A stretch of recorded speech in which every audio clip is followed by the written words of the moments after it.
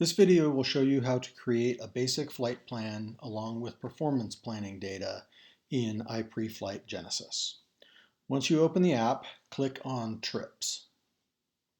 You'll see the list of recently planned trips. If you need to delete any of those trips that are in the recently planned trips list in order to manage the length of the list, you can do that. Trips do not automatically delete, so occasionally you will have to go in and clear out the list. When it's time to create a new trip, simply click on Add Trip. You'll see the interface where you can bring in the basic planning information. The first thing we need to select is the aircraft. So we'll go to that and we will select an aircraft. If there's a long list, you can search that field as well. On the description field, this is just shorthand for you to be able to find the trip again when you go back to either replan it because you're flying a repeat of the trip or to find information about it. It's just a text field. You can type anything you want into that field. The next piece we're going to select is the airfield we're departing from. In this case, we'll plan a flight from Centennial, Colorado to Las Vegas. Centennial is a frequently used airport, so we're going to click on that one. And then when we select the arrival field, we'll pretend like it's not a frequently used airport and we will search for it. And then we will find Las Vegas McCarran. Now we have the airfield set up. The field that says flight time is actually either the departure time or the arrival time. Most of the time we set our departure time, so we'll leave the white highlighted ETD highlighted, and then we'll select the departure time that we want. In this case, we're going to select a departure time for tomorrow about the same time as today, so we select Sunday, 6 January, and save that time. Next, we're going to tell it how many passengers we're taking. We'll tell it that we're taking 2 passengers, and then you have an option to select 30 pounds of bags for each passenger. You can leave that on or off. We're going to save that, and we'll pretend like they also are bringing a 100-pound dog along with them. So we're going to, actually we won't plan on a dog because we really should enter that in passengers so it goes in the right spot in the cabin. In this case, we'll pretend like they're bringing 100 pounds of external cargo on board as well. Then we simply click Done. Then we're going to click on that same interface in the blue Create button. Click on the Create button, and then the system is processing. While it's processing, it's doing not only the flight planning, but it's also doing the performance planning as well. When it's done, it always comes up with some red warnings because it doesn't automatically put any fuel in the airplane. So the first warning that we're going to fix is fuel. You can see on about the 4th line of text down underneath flight planning, you see the route of flight that it's selected for you. In this case, it's departing from APA, the Baylor 4 Terhune transition to Dove Creek, and then on to Las Vegas. That's automatically selected, and we can change that later in the process if we want. The next line down gives us the basic information about what that flight is going to need. Based on the current settings, we're going to need 1 + 38 estimated time en route, and the required fuel is 2,512 pounds of fuel. That is what the system is estimating you will need in the tanks when you get in and start the engine to be able to get to Las Vegas with the required IFR reserve. So in this case, we're going to actually add some more fuel to the system because we don't want to get there with just 45 minutes.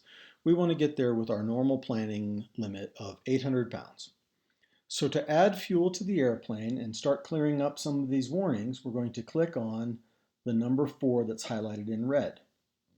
When we click on that, you can see that it says critical, fuel on board is less than required fuel. So we'll simply click on the blue link that says weight and balance.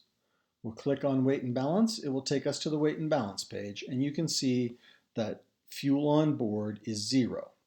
Since we know it's going to take about 2,500 pounds, we'll simply put on 2,800 pounds so that we can get there with required reserves plus a little bit. When we've set that fuel, then we click Done. We're not quite done yet though. In order to make the warning go away, we have to click on the upper right part of the screen where it says Apply Changes. From this same interface field, you can see that you can change weights on passengers, and you can also change weights on cargo. You can see that it has 160 pounds, and if you recall, we told it that each passenger had 30 pounds of bags and that they were bringing an extra 100 pounds of cargo.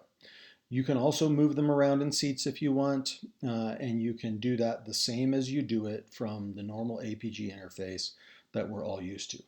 Let's go back to the summary page though and see what else needs to be done. So we click on the warnings again, and the two warnings that it gives us is we need to confirm that the trip parameters were selected by Preflight Genesis, that we actually agree with those, and then we need to confirm the same thing for runway analysis. So flight planning and runway analysis did some automatic selections that we're going to confirm later in the process. So let's close those warnings and go resolve those items.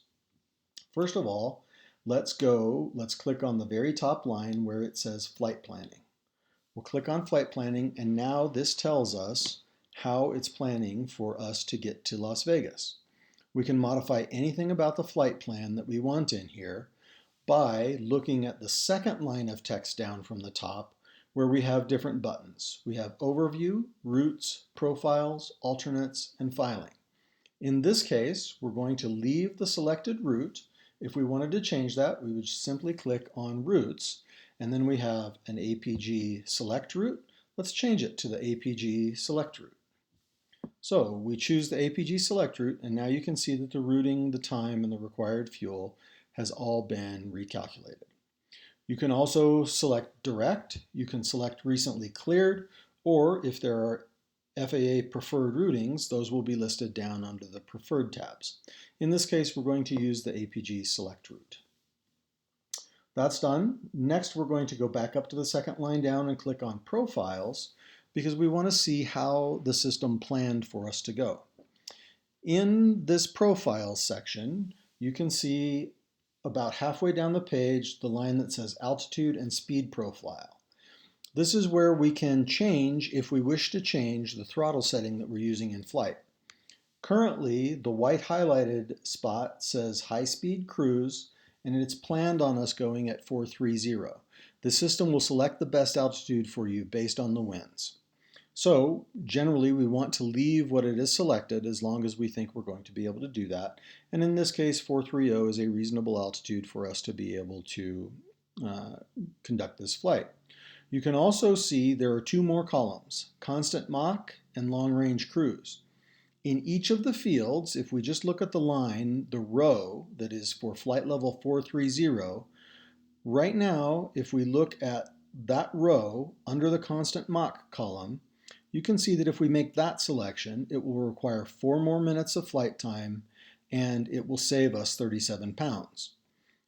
Also, if we selected long range, you can see that it'll be 11 minutes longer flying time, but 128 pounds. This is useful information for us to use as we're executing, because if we get up at altitude and we see that we're going to be short on fuel, we can come back into the app and say, okay, if we change our cruise profile to long range cruise, how much will that save us? And we can see that it's predicting it will save us 128 pounds.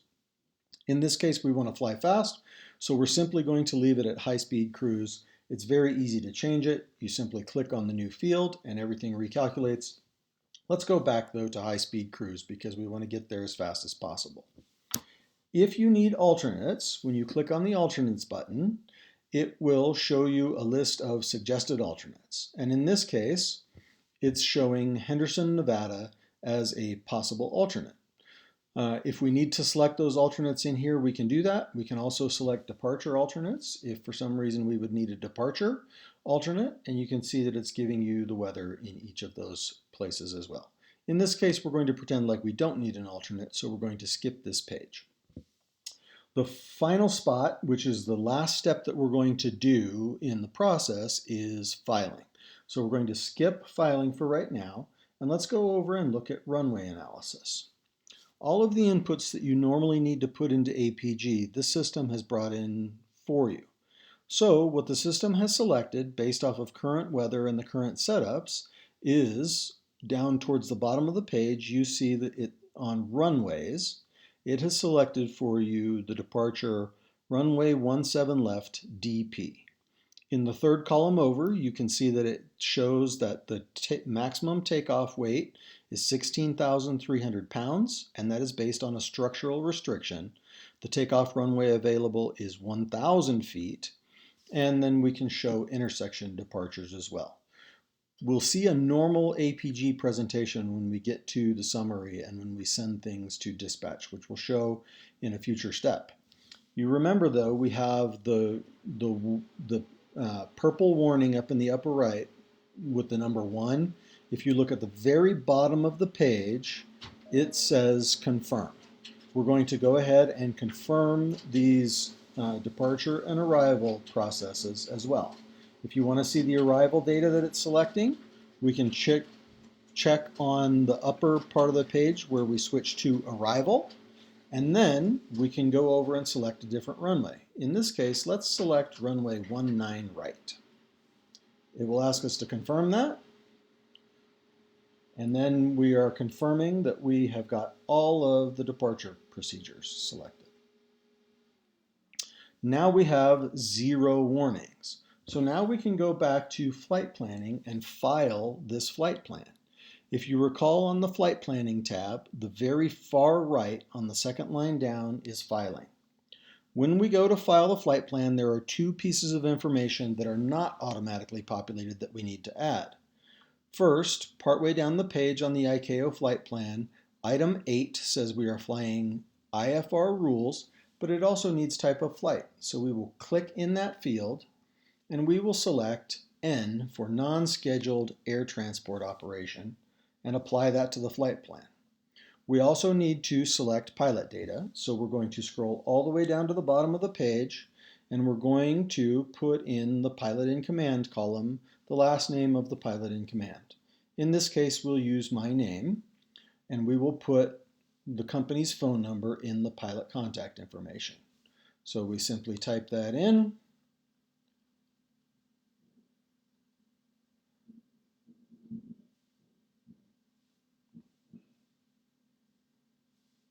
and then we're done. Now we can click on the File button. So about a third of the way down on the page, you can see that it says Cancel Flight Plan, View Filed, Modify Filed, and then File is highlighted in blue. So let's go ahead and file this flight plan.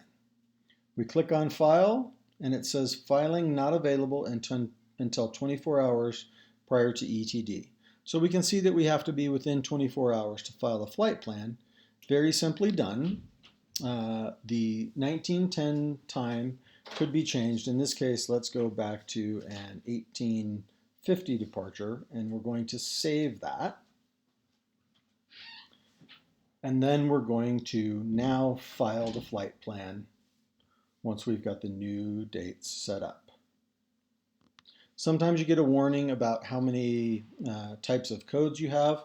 So in that case, we will go down and we will modify the PBN types of restrictions. So we're going to select RNAV2 via all permitted sensors. The same thing with RNAV1.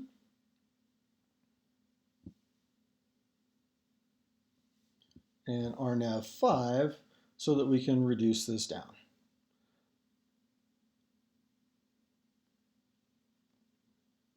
RNP approach we will leave. And so now we have 1, 2, 3, 4, 5, 6, 7, 8.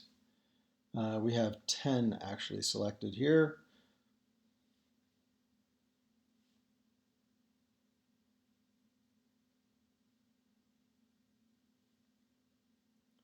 RNAV10 is selected. RNAV5, all permitted sensors. RNAV2, all permitted sensors.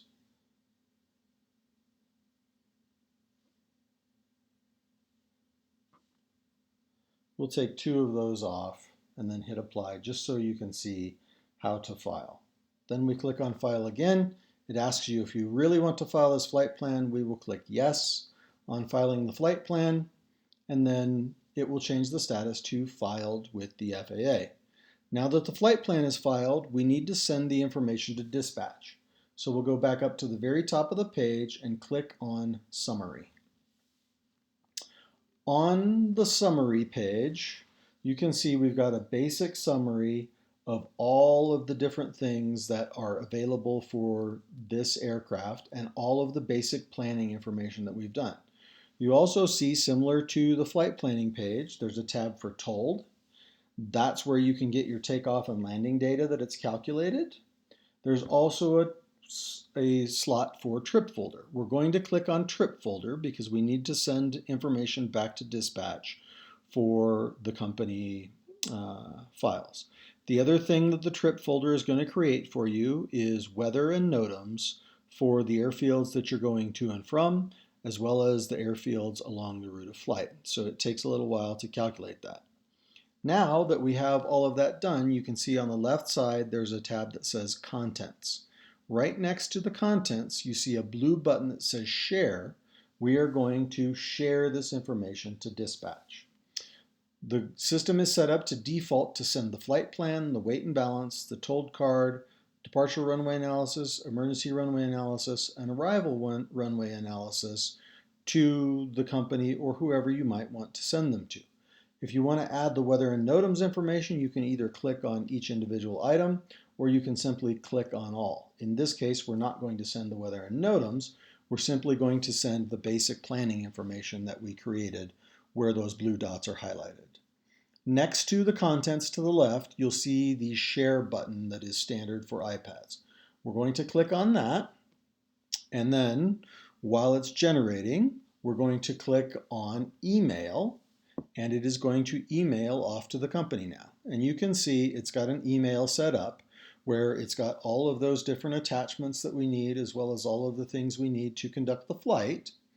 And it's automatically set up to go back to dispatch. If you would like to send it to your individual airplane, you can also simply type in any other email addresses you would like the trip folder to go to.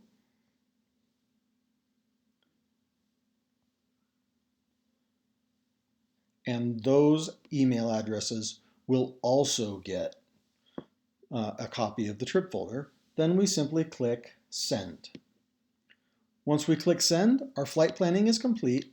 Everything is still available to us on the Ipreflight Genesis folder.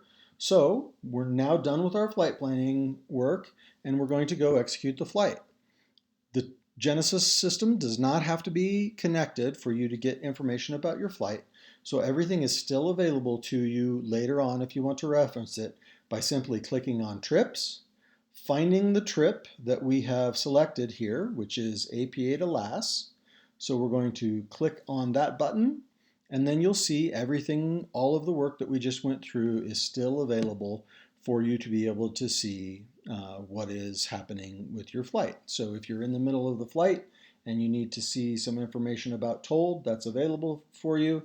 If you need to see runway analysis information, that is also available for you. You can change any runway analysis information that you need. You can select on the DP to see what exactly the description of the emergency escape procedure is. All of the information is available to you. That's how you basically make a flight plan in Ipreflight Genesis, though.